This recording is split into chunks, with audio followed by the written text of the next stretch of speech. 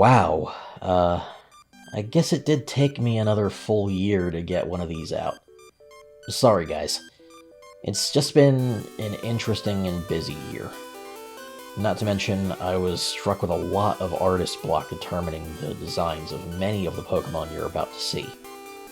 But I still have a lot here for you today. And our theme this time is multiform Pokemon. Whether they become distinct forms but are the same species, or can actively change their forms, if it changes their type or just their stats. I've got 4 separate lines for you today, including branching evolutions resulting from these multiple forms in one case, so this is going to be a blast. As a quick reminder, the Mesopas region is based on the Anatolic Peninsula, aka Turkey, the Middle East up to the Zagros Mountains, and sweeping south through the Arabic Peninsula. It's a considerably large space to cover, but leaves us with plenty of deep, juicy inspiration to draw from. Some of that, surprisingly, came from an old wives' tale about what I'd chosen as the original Route 1 rodent. I debated different species for a while, but eventually decided that this species was too prolific in the area to not use. Weasels. Ladies and gentlemen, this is Gelenseek. Its name is based on the Turkish word for weasel, being Gelenseek, with the word seek, of course. They're quick, crafty, and feisty little thieves. The old wives' tale I discovered was about weasels being bad luck for weddings, shredded dresses, and stealing pieces of them. So, I ended up making a weasel Pokemon that likes to scavenge scraps of clothes and wear them. This resulted in 5 different variants, with 5 different colors of cloth, making them a more cosmetic multiform like Minior. Of course, they're solid normal type, but when they evolve, things get interesting. You see, this little rodent has branching evolutions based on separate facets of its habit of scavenging cloth. One evolution is wild, and one is urban. The wild evolution is known as Gizlerde. Its name is derived from Zerveda, meaning pine marten, a subspecies of weasel that is quite large and dangerous, and Gizli, meaning stealth. It's naturally a dark type, but you'll never be seeing it in this form. You see, Gizlerde are never seen without a hide to wear, taken from its prey and weaponized to take their type. Being more of a survivalist Pokemon, I chose for their types to be based on various natural environments and the hides of specific Pokemon available in each of those environments in this region. For grass type, it collects the hide of a Go-Goat, wields its horns as daggers while blending into the foliage. For water, it skins my regional Perugly and uses its waterlogged tail as a whip. Rock type gets Midday Lycanroc, hiding in the crags while clad in stone spikes. Ice type gets Galarian Darmanitan from the mountains in the northeast, tucking itself in the snow. Lastly, poison type for the jungles, arguably the most vicious form, wearing the scales and skull of a Seviper while brandishing its tail blade. I debated about giving their shinies the hides of shiny Pokemon as well, but some people I've discussed this with think it's counterproductive. What do you guys think? Tell me in the comments. But, moving on to the other evolution, if Gelenseek is taken to a boutique in any of the major cities, they'll evolve and adapt to the style within. This evolution is called Sanzelic. They're still normal type, and their name is based on Sansari, another word for marten, and Güzellik, meaning beauty. For its costumes, I wanted to go for something gender neutral while heavily referencing series lore. As such, I elected to combine the costumes of one masculine and one feminine member of each type's trainers from the gym leader and elite rosters. To start, we have the electric type costume, drawing from two of our favorite leaders, Volkner and Alessa. Then there's fairy type, which makes the unique combination of Bede and Mina. For psychic, I went with the underrated Johto elite Will, and combined him with Kalos's gorgeous Olympia. For the ghost type, I went with the unorthodox combination of Johto and Hoenn elites Morty and Phoebe. Lastly, as a teaser for you all, I designed the fire-type leader as a combination of Alola's Kiawe and my own fire-type leader to be divulged in a later video. I know you guys are gonna love her. She's a real Vildakaya. Once any of the hides or costumes of these two are collected, you'd be able to swap between them on command in that Pokemon's menu. At least, that's how I would like to do it, if I could get this made into a fan game.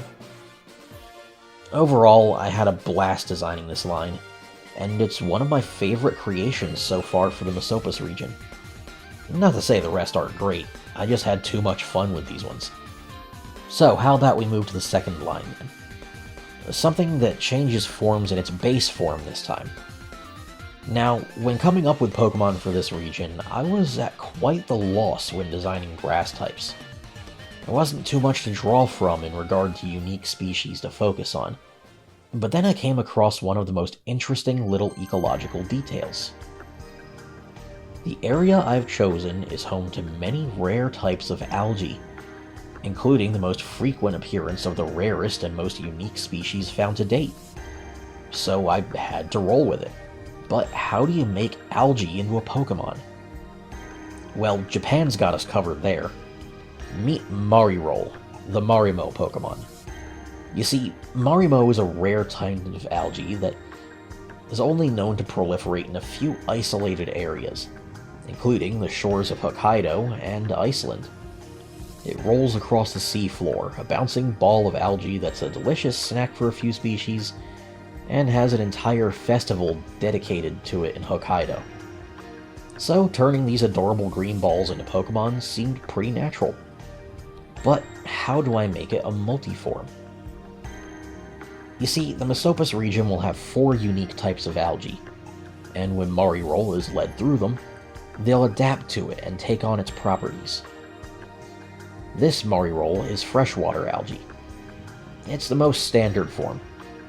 If you lead it along the shores, you might roll it through some seaborne algae, and it'll become this form instead. Same type, but a slightly different design that'll have a very unique evolution. Then, there's the rarer types of algae. Mesopas is home to 2 separate hypersaline lakes, on which a very rare bright orange algae somehow thrives. Rolling through that will turn them into a grass rock type, and take on its drastically different color. But it doesn't appear the most sane in its form. It's, admittedly one of the grimmer designs I've made, but nothing compared to the next. Because lastly, there's the most unique algae, known as the Red Tide. This rare algae carries a potent neurotoxin that shuts your muscles down and tends to kill through suffocation as your lungs fail. It's a horrific incident, whenever and wherever it occurs, but the most common location is the western coast of the Arabic Peninsula. So, bringing Mariroll too close to it will easily get you a grass poison type with a sickly red, sloppy hide and decayed seaweed. But this is just the tip of the iceberg with these guys. Once they evolve, they keep the types of their current forms and lock into them, but take on unique body types and stat layouts. To start, freshwater Mariroll becomes a Mariele, of course Marimo and Melee. They're a tanky, beefy brawler type. Slow, but good luck dealing enough damage to match what you take from it. Saltwater Mariroll becomes Marilash. They rely more on their water typing than Mariele, and happen to be a quick, balanced attacker. Be careful not to give them the time to buff up or set up a lot of long-term healing with Leech Seed and Aqua Ring. Then there's Hypersaline Mariroll, becoming Maribrine. This form is grim, a bit psychotic, and a very dangerous physical tank. Top this off with Salt Cure, and you're in for a good deal of trouble. But the grimmest of them is Mariasma. Of course, Mariroll, Marimo, and Miasma. And potentially asthma, considering, it shuts down your lungs. The toxic nature of the Red Tide has made them a special sweeper with a wide range of poison attacks. Just touching it causes severe poisoning that's sure to put a swift end to anything that can't shake it off. But with that, I've successfully made Algae into a Pokemon line. So that was an interesting experiment, if a bit grim towards the end. So, how about something a little more lively for our third entry today? You see, I always loved the idea behind Oricorio, but they're very limited in being based on a bird that's only local to Alola, and wouldn't have regional variants. So how do I match their spirit and concept with a separate species in a drastically different environment? Well, there's any species on Earth that is as varied and prolific as humanity. It's geckos. Those things are everywhere, and come in so many colors, subspecies, and behavioral patterns, you could easily make regional variants of them everywhere besides Alaska, Greenland, and northern parts of Canada and Russia. So, what have I named them? Dancilus. Based on the scientific name for house geckos, the Hemidactylus, and dancing, of course. So, I had to choose dance styles and cultures to represent. I have 2 Turkish, 1 Jewish, and 1 Ottoman. But then there was the absolute struggle of designing them. How do I represent dances properly on geckos? Their bodies are so bare, and making too drastic of a scale pattern change would be jarring, without giving them unique silhouettes like Oricorio has. But then, it hit me. It was staring at me from the Unova region. Clothes based on shed skin. Scrafty, I never was too attached to you, but thank you so much. To begin, we have Zeybek Dancilus. Zeybek is a military-associated dance style in Turkey, with heavy emphasis on strict control, slow and accurate movements, considerably stiff, with a lot of emphasis on knees and elbows. So, I chose to make this a steel-type variant, and it comes with Smart Strike. Second, we have Lesginka Dancilus. Lesginka is also known as Caucasian dance, not for being white, but for the region of Caucasus. It's a lively style, quick and low to the ground, bent knees and plenty of spinning flourish. The modern variation is a very showy style, and makes excessive use of spinning techniques, in a manner similar to ballet. With that in mind, I've made this a ground-type version that comes with Drill Run. Third, we have our Jewish dance style, and I just had to use the Hora. Traditionally, it's used in celebration of rain and good harvests, so I elected to make this a water-type form, which works especially well with Israel's white and blue theming. It will be adopting Quaquaval's Aqua Step technique. Lastly, we have our Ottoman dance style, and it's the ancient and popular Kilik Kakan. Being a sword-focused dance, and such an energetic, wide stance, and airborne dance, I of course chose to make this one fighting type, coming with the heavily underused Sacred Sword attack. In the end, I only chose to make 4 variants, but it felt like just enough, not making this line take up too much of the roster or my time. But this now leaves us with only 1 more Pokemon to discuss today. And this one is a special treat for you guys, something heavily tied to this region's lore and story. So, I give you Mesopan Porygon. This Porygon was discovered upon the excavation of a buried laboratory dating back almost 5,000 years ago. Although it predates our modern Porygon from the Kanto region by a wide margin, its similar design and artificiality led to it being labeled under the same name. This version is a normal rock type, the first of its type, and seems to be powered by an energy thus far only equated to low levels of infinity energy, akin to Mega Evolution, Dynamaxing, Z-moves, and a system made by the Aether Foundation a few years prior.